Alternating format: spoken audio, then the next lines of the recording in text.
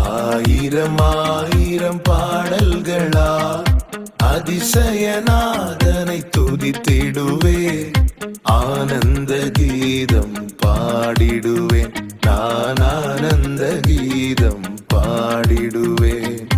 ஆயிரம் ஆயிரம் பாடல்களா